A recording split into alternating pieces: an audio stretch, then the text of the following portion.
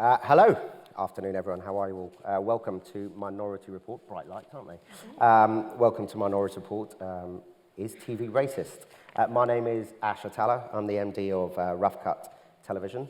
I'm Egyptian-born, so I have some experience of this afternoon's topic.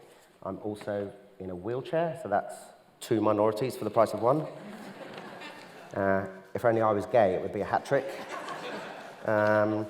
I think I'm going to ask you to open up your Edinburgh apps. There is a question. It's a yes/no question, but is television racist? Complicated answer, but you only get one word. So if you would do that, and I think we'll be revisiting that question at the end of the session. Whilst you're doing that, we will begin with a VT. There you go. It feels like we've been debating this issue for forever, doesn't it? And yet it seems very, very current once more. I think we have the Snap poll results. Do we? There you go. Do we have the results? Is television racist? The answer is coming up right now.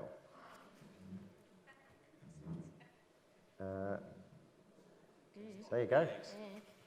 It's close. It's very close.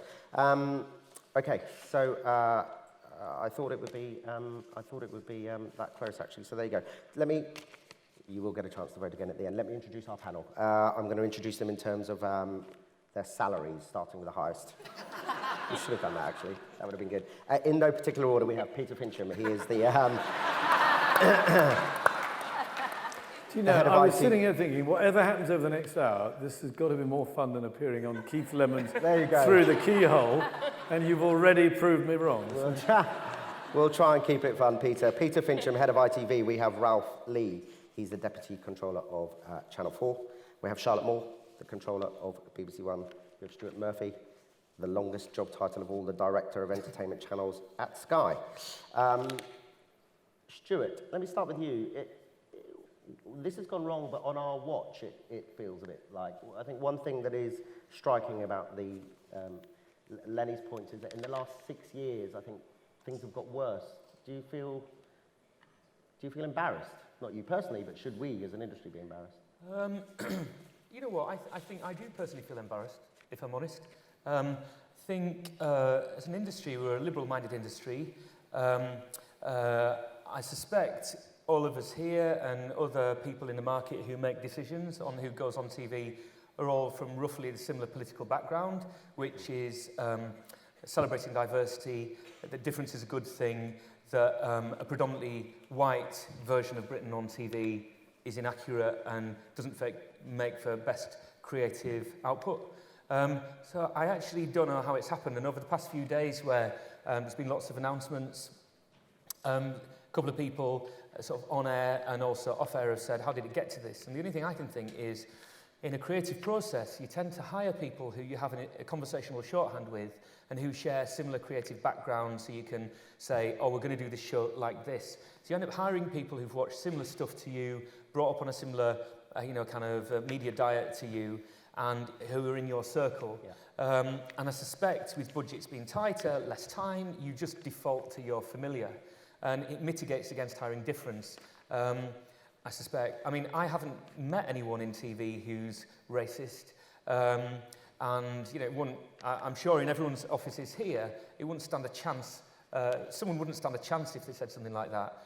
So I don't think it's without lack of willpower. I think it's just constantly being too low down the agenda. Yeah. And so it's taken Lenny Henry, TV Collective, CDN, Jane Bonham Carter, Ed Vaizey, a whole bunch of people just to say, for God's sake, what is happening? Sort it out. And so that's what I think all of us have tried to do with different measures. Okay. It is frankly a bit embarrassing. We shouldn't be in this situation. Right, I'm going to come to those messages a little bit later, but you may have noticed there's somebody I haven't introduced yet. We have with us Kelly Lee. She's the VP of Casting. She's come all the way from Los Angeles. At ABC, and we're going to start by just showing a show reel of Kelly's work in America. I like it. Only the Americans can put together a show reel like that. Kelly, tell us a bit about, ABC are obviously taking this very seriously. You've been at this for, I think, about 13 years. Can you tell us specifically what you have in place that ends with those results in terms of diversity casting? Well, this has been a work in progress.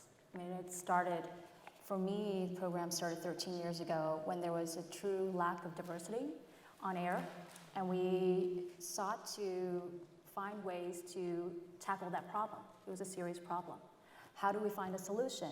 And the conversations we were having with producers and colleagues and industry colleagues, how do we find new faces? How do we have a greater talent pool of diverse talent? How do we provide opportunities for them and hire them? So I created this program in 2001 for a training, mentorship, and fellowship program for actors who are at early stages of their career.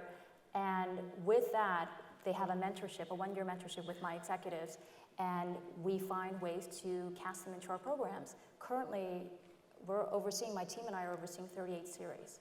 Right. What's key, I think, there is that you are head of casting for ABC across everything. So you are not a diversity casting person, right? So it's a centralized role, you're across it all. Yes. Okay. Peter, is it something, ITV, you're a big buyer of drama. Do you think that casting, it's a role that we don't have in this country, is it? Like ITV don't have a head of casting. Is it something that you think we should consider in this country?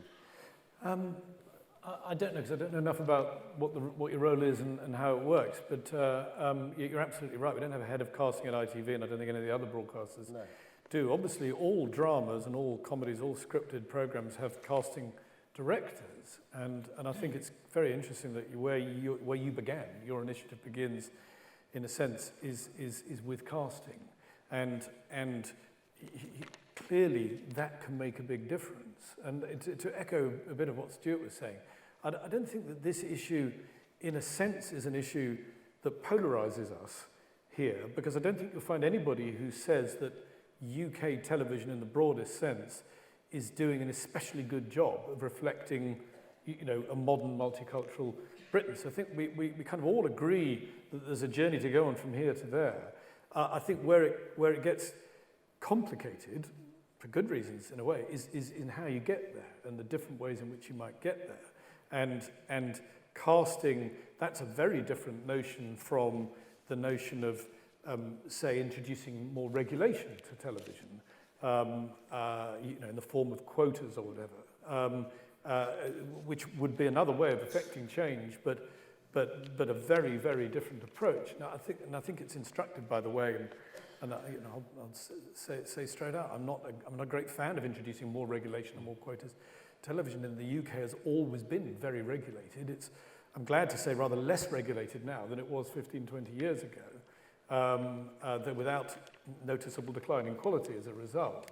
But of course, television in America is way less regulated, and yet, as your brilliant tape shows, you've probably made progress on diversity that's greater than any of the UK broadcasters, or probably all of us put together. So that's, to me, is where the debate gets kind of interesting and complicated, which is not where you want to get to, but how you get there. We're just going to put up a slide now, I think, that has currently black men are more likely to score a goal for England than present a primetime TV show. Bearing in mind that England scored 2 goals, I think, in this World Cup. That's particularly damning. Charlotte, something's not working. The system is a bit broken. How are the BBC addressing it?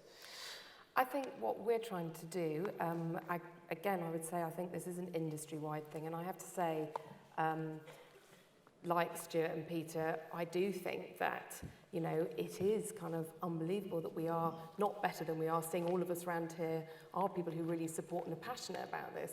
But I have to say, what's really good is that this does feel like, at the moment, a real priority across broadcasting, and I would hope across the indie sector as well, that we are all taking this very, very seriously. So with that in mind, the targets that we've set and the targets that Tony Hall, I do think leadership and having this as a priority right from the top of the organisation, so Tony Hall and Danny Cohen and indeed all of us in commissioning and controllers of the channels, We are taking this very seriously. We've all agreed this is a priority.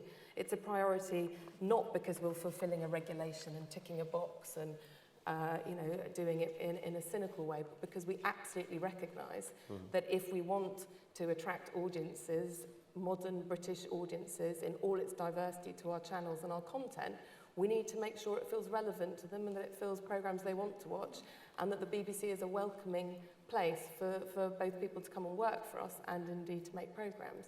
So I think setting these targets of 15% for on-screen portrayal for BME, it's 5% for disability on screen, both of these by 2017. Hello. These are really important targets to set. They're ambitious and they're stretching us. And I think, like Peter says, we are all currently looking at the ways that we think we can achieve those targets within our very different businesses. And we all have quite different, I don't think there's a one-size-fits all, but I think if we're all trying to get to that place, I think, it is about trying to work out with you in your own business how you think you're going to get there. And Ralph, Channel 4 in terms of quotas, I mean, we've got a range of views here in terms of how we police this and how soft touch or light touch the regulation should be. What's Channel 4's view? Would you be pro-quotas? Well, Channel 4, I think, has a special role to play here because of its remit. Diversity is written into Channel 4's remit, so it's really, really important that we get this right.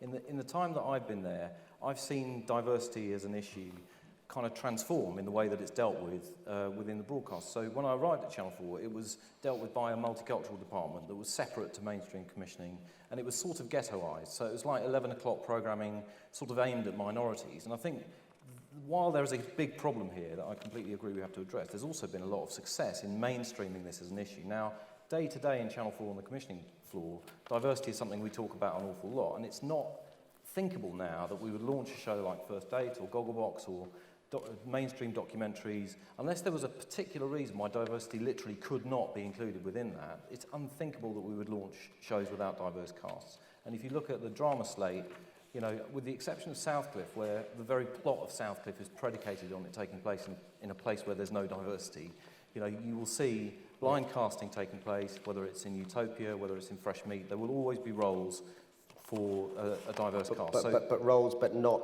quotas. So let me come on to that.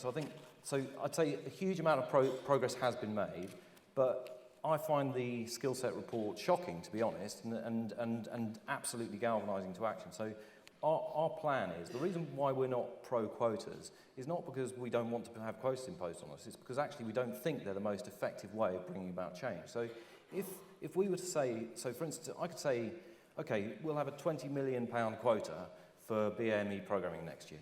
Well, what that means is I can then put into that quota a couple of dramas, a couple of big factual projects, and go, job done, see you later. What we're actually working on doing at the moment is putting in place something that should have give a push, effectively, to all of the commissions across Channel 4, on-screen and off-screen, so that change is brought about not in little pockets, but actually brought about across the piece. Stuart, you've gone for quotas, I think. You've announced a 20% quota on-screen as well as off-screen. That's right, so 3 things. You said by the end of next year on air, 20% of all lead roles will be non-white. Off air, 20% of writers on team-written projects will be non-white, and 1 of 6 roles in every single non-returning production will be BAME.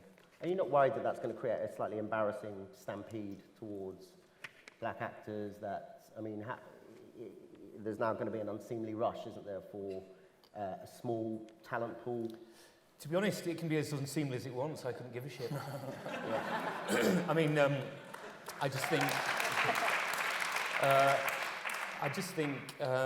Charlotte's right. We've all got different businesses, and we've all, BBC's an enormous scale, and it has a different set of pressures on it to the business I'm in. For the business I'm in, I think Sky, this isn't supposed to be a competitive comment.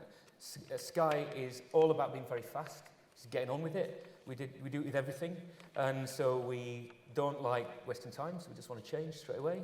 I think people have said, will this mean it's not about talent? Which I just find such a fundamentally racist comment. You sort of think, of course it's about talent. It's about a broader pool of talent than simply white men. So it definitely works for us. I'm hoping that our combined efforts across the broadcasters will get a whole lot of people in the industry who previously have basically been denied a chance. Peter, is the problem with the light touch approach that you are advocating at ITV, is the problem that, I mean, we've been doing that for years and it's not been working. So do you not think that this is an issue that needs a rocket put under it, a fire lit under it, and there may be a few difficult years of adjustment, but it is worth it? Yeah. Well, I think a rocket has been put under it. I think that we're here because a rocket's been put under it. I think that, you know, Lenny and others have done a fantastic job of actually making this, you know, such a sort of front of mind issue. And I think I actually agree with Ralph that, you know, quite a lot of change has already taken place. There are meetings I'm continually in, kind of day to day and week to week, where diversity is an issue in its broadest sense is at the front of the conversations, which it wasn't even a couple of years ago. And so, you know, a change in climate, I wouldn't underestimate a change in climate. I'll give another example of that. There was a time when there was a sort of pervading criticism of our drama, of ITV drama, probably BBC drama as well, that the central roles, the strong characters were often male characters, and that you know, detectives were all men. That just changed. It changed, and you look at you know, dramas on ITV today like Scott and Bailey or Vera, or dramas like Happy Valley or Line of Duty on the BBC, and you see the central strong characters are female. Now, that's a change of climate, which is a social thing that's not just about television. Television's reflecting society, and should be reflecting society, and I believe that change of climate is taking place in relation to diversity, which is why, you know, Stuart will sit here and say we're embarrassed that we aren't where we should be on that. I wouldn't underestimate that. That's not a way of saying, well, therefore I don't want to commit to particular initiatives, though you know, Lenny's speech at BAFTA, which I was at, was a brilliant speech. He you know, he did basically sort of say, no more initiatives, please. So, you know, we're all a bit kind of conflicted and contradictory about this. But, you know, for what it's worth, at ITV, we've launched a thing which we want to do much in partnership with our suppliers, which we're calling the social partnership, which is not just about ethnic diversity, it's about a whole range of different issues within programs, so that we know that when we're commissioning, we don't just talk about you know, is this going to appeal to a big audience? How much is it going to cost? The sort of normal bread and butter things of commissioning. We're saying, yes, there's another dimension to this programming, which, as I said, we call the social partnership. You know, what is it doing in relation to reflection of a modern Britain and other issues as well? But would you penalise? So you call that light touch, I think it's a very real thing. But I mean, I suspect, so, I mean, Stuart, you're saying it, presumably if a production company don't meet that, then there must be some penalty, otherwise it's not a quota. What will you do if I turn in a show and it doesn't meet that The broad thing is, I don't want to be in business with someone who doesn't get what Britain is nowadays. And, you know, often we talk about this as with a sort of it's leaden and it's very heavy and weighty, everyone gets serious face on. Actually, we see it as a massive opportunity to be ahead of the game and ahead of my friendly competitors.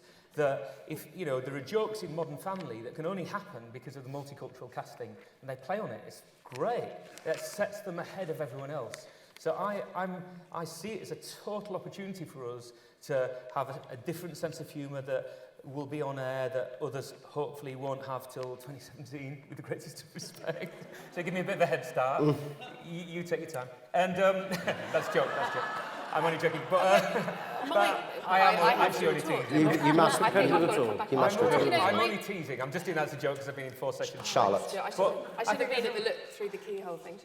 I think there's a real opportunity, and actually it can be entertaining. I don't want to work with people who don't get what modern Britain's like. So I'm not going to penalise, but it's just we'll have a slightly awkward conversation if they think reflecting Britain is going to be a struggle for them. We're just not going to creatively get on. Charlotte. My point is that, you know, I really think what we're trying to do here has to be sustainable. I really think we have to create change that is there to last.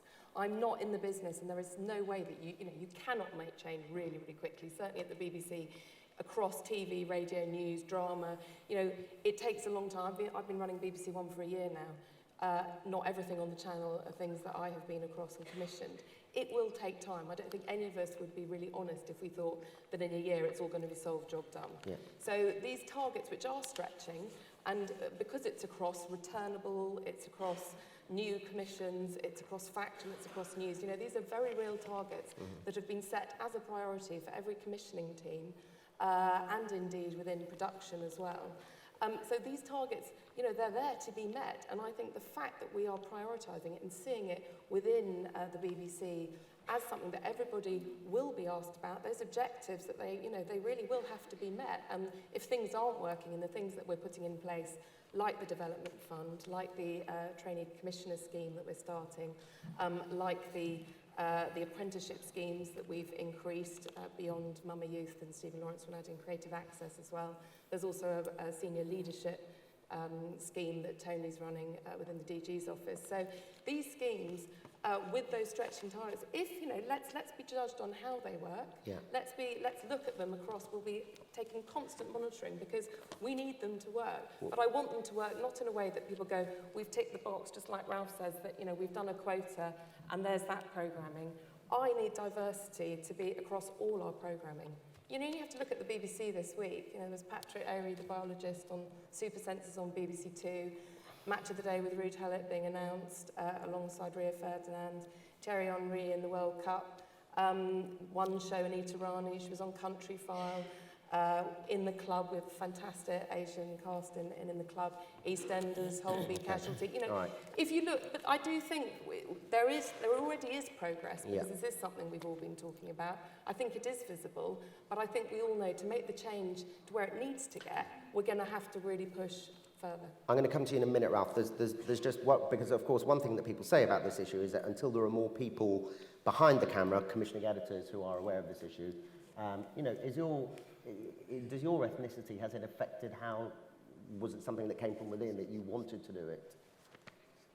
I mean, I would say it's my life. I have a different outlook. I came from Korea. We moved to New York City. So, and living in New York City, there's so many diverse people. So that's my world. Right. There's not a question. I've never thought about not having a diverse person in a show. It wouldn't be real for me. So whilst that is your world, here's an interesting statistic about the UK, the makeup of the UK commissioning community. I think, can we play? There you go. The UK has more commissioning editors called Dave than commissioning editors who are black. Ralph. I think there's a couple of Daves at Channel 4, your bosses. Dave, I've got a isn't boss he? called Dave. Yep, I've got a colleague called Dave. I don't think we should punish people called Dave. No, That's not I quite- totally agree. I mean, It's not entirely their fault. One of the things we're saying is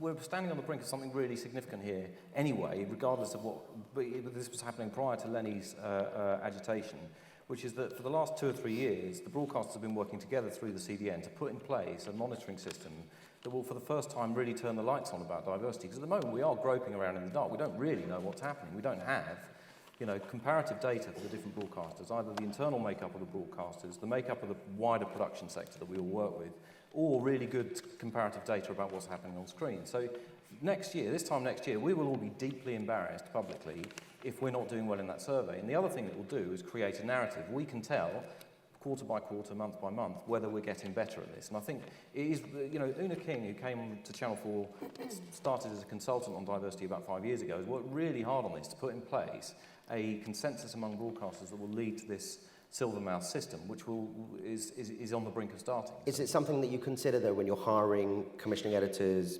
beneath you? Is it something that you would like to make the Channel 4 commissioning editing team more ethnically diverse? Definitely, it's definitely consideration, but you don't just... I mean, look, if I look around the industry, most of the senior BAME figures in the industry have used Channel 4 at some point as a stepping stone in their career, whether it's Pat Young, Akil Ahmed, Angela Jane, Sam Bickley, I can see Nav Rahman in the front row. You know, Channel 4 has been, for lots and lots of diverse senior figures in broadcasting, a major stepping stone. It will continue to be. But, you know, recently, Tabitha Jackson, who was a member of my team for a long time, who came to Channel 4 as an AP, then took on a deputy commissioning editor's job, and subsequently, won in a kind of even race 2 subsequent jobs, became head of arts at Channel 4. She goes off to be commissioning editor at Sundance. I don't replace her with a black commissioning editor. That's not really the way you go about it. But right across the piece in hiring, it's really, really important that we're mindful of it. Charlotte, do you, is it something that you advocate? Is that the team below you?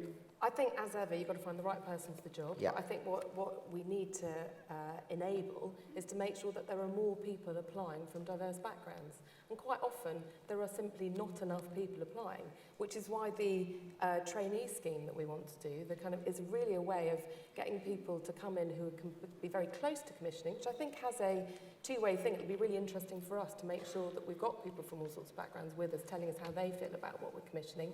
But in the same way, I hope that experience will help them either to take up and apply for those posts when the next posts become available, or to go back out into the industry and feel that they are, got closer to the stepping stone of senior management. I mean, there are not enough people in senior jobs. I think, again, we all acknowledge that. And we've got to work really closely with people to feel that, the BBC is a welcoming place and a place where there are role models that people come and work. Stuart, would you not fail your own quota at Sky, the 20% behind the camera? I was just thinking, Sky's quite a white organisation. I think Adam McDonald, Zy Bennett, the top team at Sky. You wouldn't have 20% BAME people there, would you? Yeah, but that's not the quota we set. It was for production. So it was for one of the 6 senior roles in every production to be non-white. In commissioning team, yeah, I mean, I hope they're not here. I plan to fire Adam and Zy later. Joke, Adam and Zy. Yeah, I mean, in commissioning terms, yeah, we definitely would fail that. And, sort of come back to the point that everyone's been making, that we're not in a place that I don't think any of us are comfortable with.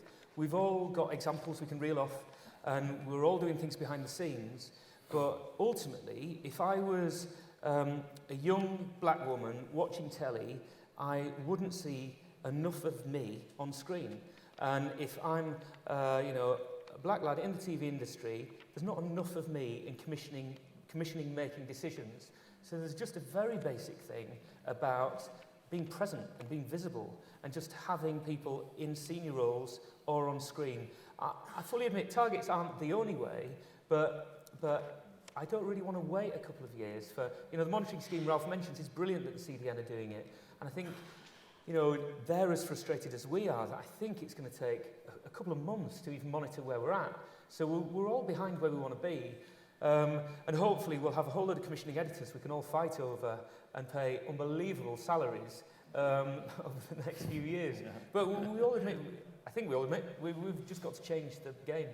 Peter, I take your point about the fact that when you're sitting in meetings now, this is something that comes up as an issue of priority, but I'm still not clear in terms of ITV, in terms of sort of targets, not necessarily quotas, but sort of stated aims within. Can you just clarify, pinpoint, so that I'll be making an announcement at the end of this. There is going to be some monitoring of our industry, and if we can all keep our jobs and be back here in a year, people will be watching what we're doing. But I'm just not quite clear what specifically you are aiming towards. Okay. Well, look, first of all, I think monitoring, we're all in favour of monitoring. So, there's many ways of monitoring, but that's exactly what CDN have been working on to come up with a monitoring that will be, accepted as an industry standard. I think there probably is a slight difference of emphasis here, and there would be on a subject as sort of important as this. So the social partnership that ITV is embarking on is saying, if you like, there are traditionally in commissioning 2 conversations to be had. There's an editorial conversation. Is this script good? Is this comedy funny? Is this drama dramatic? Is this format going to be a good format? And there's a commercial discussion. What's the, what terms of trade, rights, budgets, all also very important things for us to discuss. There's a third dimension to making television programs, which, if you like, is the social dimension, and that will form part of our commissioning practice and our dialogue with independent producers, and we'll be asking independent producers and our suppliers to, if you like, to define what the social dimension of programs is, and diversity will be absolutely the heart of that. I think where there may be a difference of emphasis between me and Stuart anyway, is that I'm I'm probably reluctant, if you like, to be in the business of saying, I have decided I'm telling you what to do to our suppliers. I want us in partnership with our suppliers to make a real change in this. So I think we're trying to get to exactly the same place in rather different ways. And I think Stuart's, Sky's approach, I should say, is rather different to the BBC's, which is a bit different to Channel 4's and a bit different to ours. But we're all members of CDN, and in that sense, we're all committed to try to get to the same end. Charlotte, do you think this is as important as, I mean, do you think people's jobs should be at risk? Do you think it's something that we should really be checking each other on? Is it something central when you sit down with Danny Cohen and you have your appraisal if you've not delivered this? Yeah, I think do you think it's a major failing? I think if it's seriously, which it is at the BBC, one of the key priorities that we're all working to, I absolutely think we have to deliver on this. And that's sometimes about proving that you've looked outside of the normal people, whether it's in casting, whether it's in directors, off screen as well as on screen. And sometimes it's about showing what have you done to actually change the face of the programmes that you put on the television. I mean, I think it's interesting that every genre, which is again why we've come up with the plan that we've come up with, because every genre has its slightly different issues. I think, it's a different issue in factual than it is in drama. So it's very important, as Peter says, that I think we're trying to, get everybody to work on it together to make sure it works, not with me telling them exactly how to do it, but then joining in the idea that this is a priority, and in their genre, they need to find the way to exert as much change as they can on screen. Just while we're on that point, you've recently appointed a new Doctor Who. Do you think, and there was much press speculation, would it be the first Black Doctor? There was a few names in the frame. Do you think it would have been acceptable for you? I mean, you could have made a statement there to have called up that team and said, from a corporate level, we are very much considering this, which is a move that we want to go in, or do you think that those teams should be able to make their own choice? I think those teams need to make sure that we're casting the net wide and that we're coming up with who is the best Doctor Who in this moment, in this time. But absolutely on Doctor Who, in fact, they have an incredibly good track record. We've got Sam Anderson coming to this new series who's brilliant in it. So there are all sorts of ways of bringing diversity to Doctor Who. But of course it is about, I don't think it would patronise anyone to think that you give someone the job because of where they come from or what the colour of their skin But there were some good possible candidates. Absolutely. And it was a moment where you could have raised the flag and said, this is a statement of intent. But I think it is for the Doctor Who team to pick the very best Doctor Who, and obviously all these things are for discussion, and you want to make sure that they are looking beyond the normal people they might, but it has to be the right person for the job creatively. I just want to throw to Simone in the front row. I think we heard from her in BT. Where are you, Simone? You're right behind the monitor, but I'm assuming you're there. What are your thoughts, Simone? Do you think Is it all a bit wishy-washy, what's on the stage? It kind of feels a bit wishy-washy. We've kind of been here for so long. I've been in the industry for a long time. We keep having the same old conversation. So the rhetoric's really good, but kind of when are we going to see some real change? When are we going to stop talking and see some real action and see opportunities open up for people from BME backgrounds? Right, okay. All right, let's move on to audiences and the next slide, please. In 2013, there were more Daleks on the front cover of the Radio Times than ethnic minorities. Ralph, do you think, if the question today is television racist, is there something about our audiences slightly racist? And do they get the shows and the ethnic makeup that they deserve or want? I'm really reluctant to think that the audience is racist, but I think race is an issue in a lot of places. But for us, I think the inspiring thing about Kelly's Reel, in a way, is that it's seeing diversity as an opportunity. Do you know what I mean? And it's sort of saying, well, it can make your programs better and reflect the country that you live in back to your audiences more successfully. And in that respect, you've got to be hopeful that if we correctly reflect back the country that we live in to the audience, they're going to respond to that. So if you look at a program like the educating strand that we do. When we did Educating Essex, it was in a very white school in Essex, and we thought, well, that's a good programme. But when we cast around for another school, we chose the school in Shrewsbury in Yorkshire because of the diversity of the school, because it was split between a half Asian and a half white Yorkshire population. And we did that because it made it more interesting, because it actually gave the storylines, the sparks, the points of tension, the connections. And it led to a much richer, I think, more powerful series. And we did that thinking, this is at the time of the Woolwich murders, and, how does Britain feel about its, Muslim population and Asians in Britain? And actually, that series was massively embraced. People really loved it. They loved kind of engaging with those kids and those storylines, and it rated nearly twice as high as Educating Essex. So diversity can be a positive thing if you're reflecting it back to the audience in the right way. And I don't think we should double guess that the audience has some kind of negativity about seeing the country that it lives in reflected back at itself. Okay, Peter, you have probably a big mainstream commercial audience. Do you think there's a financial imperative for you to make this work? I mean, I think of all the people on the stage, the status quo maybe at ITV might feel that you're falling back into something that just hasn't been working.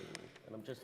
I don't agree with that. And I think that, I think if there is a particular contribution of ITV. I think it's to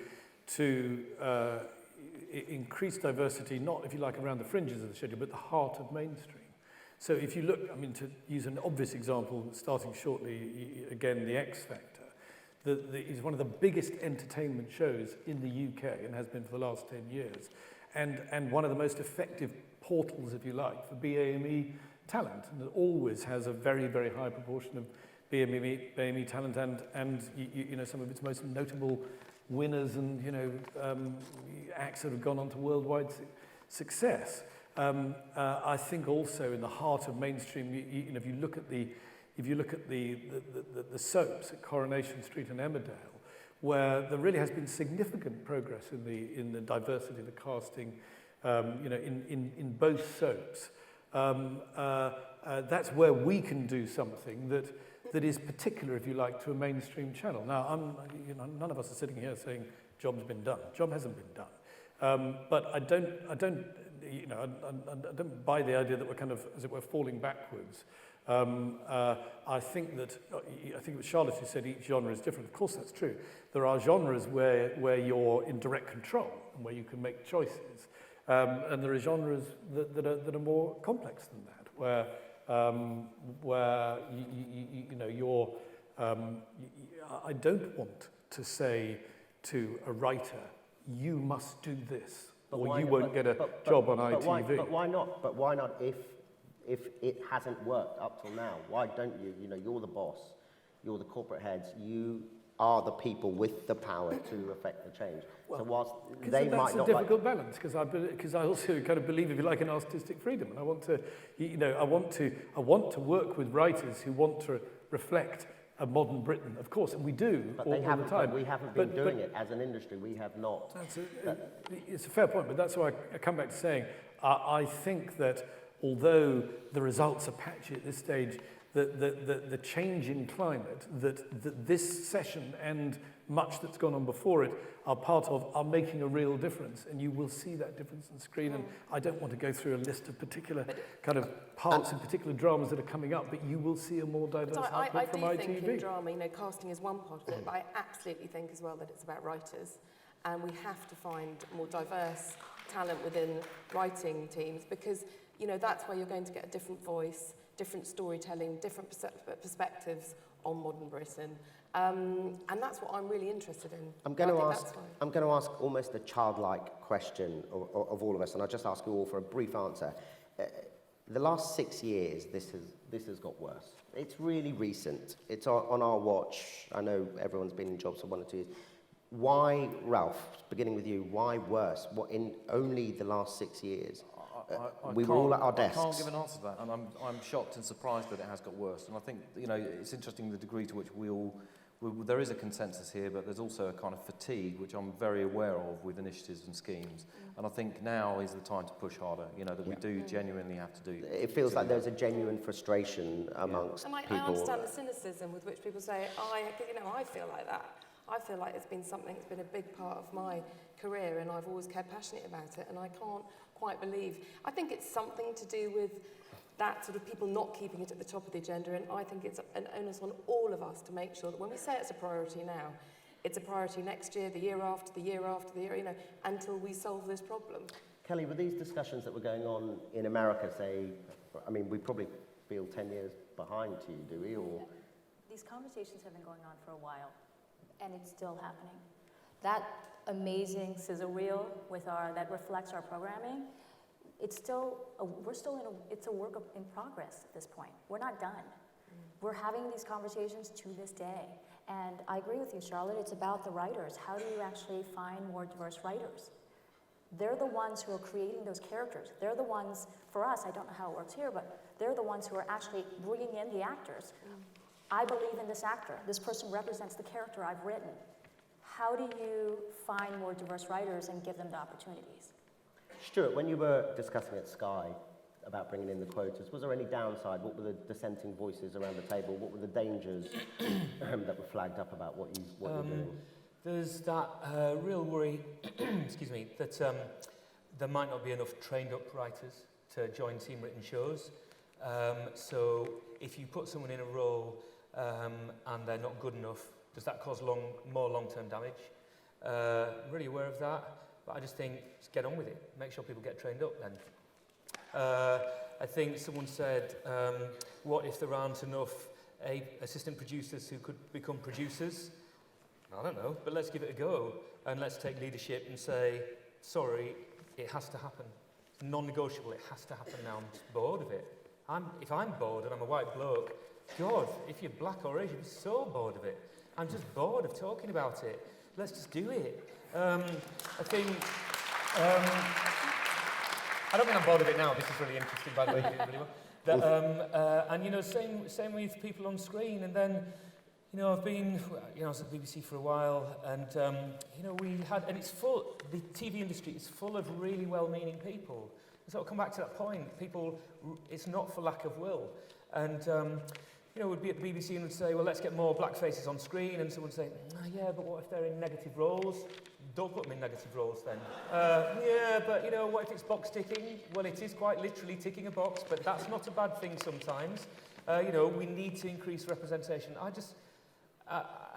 To Peter's point, we've all got different ways of going about it. I really hope this time, end of next year, and whenever anyone else concludes reaches their targets, that we'll have a different colour on screen that will reflect Britain. I think you asked a question of Ralph earlier on about whether the audience are racist.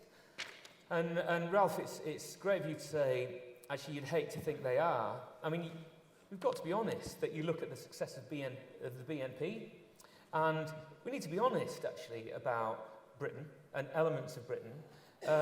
And I'm not in TV to change the world, but as my good friend Danny Coyne once said, you're not in TV to change the world, but if that's a byproduct, then, well done. So I think if we manage to make amazing TV, and in the process make the world a better place, then happy chickens. Peter, briefly, how should we measure ITV's performance over the next year? That's the monitoring that CDN are introducing. Will do that and should do that. And it's absolutely right. So when you say it's got worse in the last 6 years, are you sure that on-screen representation's got worse? As Lenny's speech showed, if you're looking at off-screen, people working in the industry, you can demonstrate it's got worse. That's a very serious concern. I do think it's a slightly different story on screen. I mean, I'm slightly reluctant to go down a list of examples on ITV, but just to use one, we've launched a new breakfast show in the last few months, Good Morning Britain, and of the key team on screen, 3 are BAME. Now, I bet if you went back, and I haven't got the facts to hand, in the different breakfast launches on ITV, because there's only been about 4 in 25 years, I bet you find that was never the case before. But it would have been inconceivable, if you like, to put together a core team for a new breakfast show without it having diversity with it, because that reflects the fact that the climate has changed and is changing all the time. Now, I can well understand. You could listen to that and say, yeah, that's all a bit woolly and a bit wishy-washy. But monitoring will actually answer that question for us and say, in which direction are we going? And I know Una King, and I've discussed this with Una at great length, is a huge believer that, you know, that basic thing of switching the lights on means, if you like, there's nowhere to hide once you switch the lights on. It will make a very big difference. I'm just going to throw to Ed Vasey, who is the government minister for culture and communications. Ed, you are the law. You are the government. Have you heard enough? You've been, the language coming out of your department, I think, has got tougher in the last year. What would you do to the people on this stage if they don't deliver? What would I do to them? Well, I think they will deliver. That's the great thing. So I think what Stuart Murphy announced last week is absolutely fantastic, or this week, on Monday. Do you think they should all do what that? he said about having very clear targets, just getting on with it, is certainly, I think, the mood that I have picked up on. So I started getting involved in this about a year ago, and we had a big meeting, round table, as it were, although it was a huge room filled with about 100 people. And the main thing I took away from that was the huge frustration of people who want to work in TV, who have got a huge amount of talent, who think that most of the broadcasters are sitting around talking about this issue and have done for 30 years. So it was incredibly refreshing for me to hear Stuart's announcement, because it struck me as very clear and easy to hold him to account on. And I don't think, as well, if you make a bold announcement on that, like that, yeah, he may not reach his target, but the fact that he's made the announcement and the fact he's going to work towards achieving it is, I think, hugely significant. Do you think everyone Well, we've seen from the BBC, very good announcement as well. We saw the BFI with its 3 ticks announcement. So lots of things are falling into place. But the big caveat, which is said to me all the time, and I'm sure to all the people on your panel, is this just another round of talking, or are we actually in a delivery phase? And what will you do if it is just talking? If we're sitting here in a year and Charlotte's saying we tried, and Ralph is saying we tried, and Peter said we did our best, but it hasn't worked, what would you do? Well, I'm sitting at your feet. So you've clearly choreographed this to put government in the appropriate position. I'm sitting at your feet, looking up at you, urging you on, urging your success. There's a serious point. It's very important. I've used what people call my convening power as a minister. I've brought people together. I've asked them to act on this, and I found, I think, a willing audience among the broadcasters to act on it. I think the minute you start, as Peter indicated, the minute you start talking about government regulation and legislation, I think you're getting into a cul-de-sac that somehow government can wave a magic wand and make this happen overnight if it doesn't deliver. I will continue, even though I won't wait a year, to continue to meet with the industry, to continue to convene my roundtables, and to continue to press where I see opportunities for change. Thank you very much. Charlotte, yes? I do think that it is about what we do, but I do think it is about what the indie sector does with us as well. I do think this is for all of us to sign up to this. I mean, I think, you know, yes, we can start leading the way, and we can have our own system of trying to really embed it in everything that we commission. But I really, really think we need... I mean, it was great seeing that letter in The Guardian with all those names of people, a lot of them who run companies, saying, we really want and believe in this change as well. And I really do think it's for everyone in the room to help us make that change, because it needs to be embedded, you know, from a supplier point of view as well as from a broadcaster point of view. Okay. Ladies and... Yes. Yes, that's right. Yes, so I have an announcement to make at the end. So yes, okay, I'm going to read this out. An announcement monitoring, here we go. To keep an eye on all of these schemes, the Edinburgh TV Festival, in association with a broadcast magazine, will be setting up a programme of formal monitoring. Next year, we will review and see what progress has been made, and to celebrate the best in class, the Edinburgh TV Awards will feature a special diversity category to see who is on top. So I think the message is we are being watched collectively. It does feel like there's a sea of change. It feels like there's a change, and And apparently on the 25th of this, I'm being fed lots of stuff into my ear. They're getting very excited at the back. And we'll also be sitting down with the creative skill set, and there may well be some implementation along the lines of what Kelly's been doing with ABC. Thank you very much for your time. It turns out that TV is a little bit racist, but not massively, as I think the conclusion, and we're all going to try and do better. Thanks very much for your time. Let's have a drink.